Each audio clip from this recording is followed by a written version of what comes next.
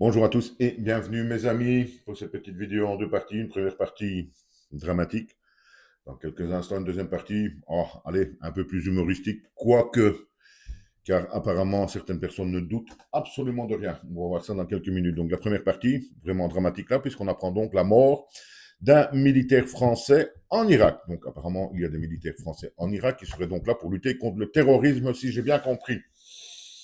Quelques petites réflexions là-dessus, vous me direz si vous me suivez ou pas. Je vais avoir cette année-ci 58 ans.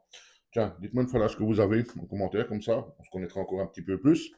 Je vais donc avoir 58 ans, je comprends plus ou moins ce qui se dit dans les médias, etc. Ben, on va dire depuis une bonne quarantaine d'années.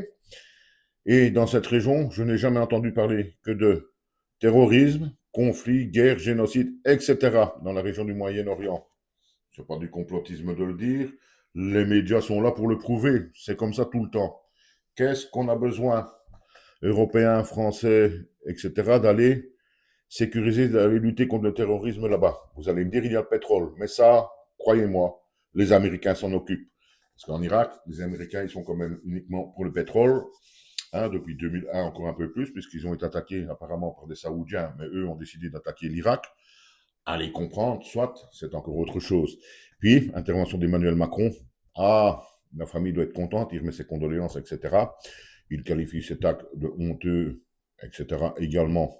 Oui, d'accord, mais comme je l'ai dit, quand on a appris qu'il envoyait dans les frégates, le Charles de Gaulle et encore d'autres bâtiments, donc, de nouveau, dans cette zone du Moyen-Orient où, une fois de plus, l'Iran est en guerre avec ses voisins, je vous l'ai déjà dit, hein, Emmanuel Macron nous a annoncé ça comme une mission uniquement défensive, calme.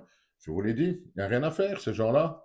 Quand ils vont voir des Français, des militaires français, surtout pour le moment, c'est un peu, comment dire, chaud là-bas, si c'est le mot est même faible. Eh bien, pour moi, les militaires français sont militaires, oui, mais sont surtout pour les autres, les Irakiens notamment, les terroristes, apparemment il y en a pas mal dans cette région-là, sont simplement des cibles. Ici, il y a un premier mort, donc annoncé officiellement. Et que va-t-il se passer s'il y en a un deuxième, un troisième, ou encore d'autres attaques? Parce que je vous dis, pour le moment, c'est assez sanguin dans cette région-là, ce qui est malheureux, bien entendu. Eh bien, ce qui va se passer, mes amis, ce que tout le monde craint, vous me direz si vous êtes d'accord avec moi ou pas. Ce qui va se passer, hein, mes amis, s'il y a encore un mort ou deux, encore une attaque ou deux sur les bâtiments français ou sur les soldats français qu'il y a là-bas, eh bien, Emmanuel Macron pourra peut-être alors enfin se déclarer en guerre.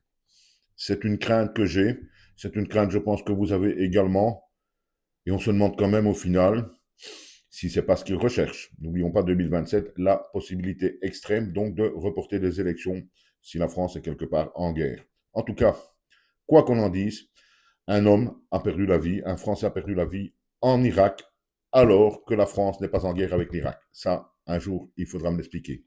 On va passer à du plus comique, et encore quoique, puisqu'on apprend que Madame Elisabeth Borne envisagerait, ou du moins n'exclut absolument pas, la possibilité de se présenter aux prochaines présidentielles.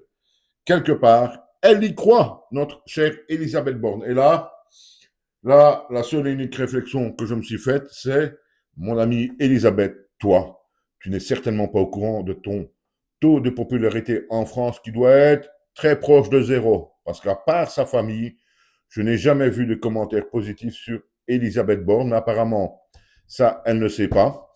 Et elle pense de plus en plus, notamment de ce qu'on dit pour le moment dans les médias, à se présenter donc l'année prochaine. Peut-être qu'avec elle, tout changerait. Je n'en sais rien. Mais encore, il faudra d'abord qu'elle ait ses 500 signatures et surtout qu'il y ait des gens qui votent. Ou alors, elle a une immense famille qu'on ne connaît pas. Je crois que c'est la seule possibilité pour que notre amie Elisabeth Borne soit un jour présidente de la République française. En tout cas, ça, quand j'ai vu cette annonce-là, au moins celle-là, elle m'a vraiment fait rire. Merci, au revoir et à bientôt, mes amis.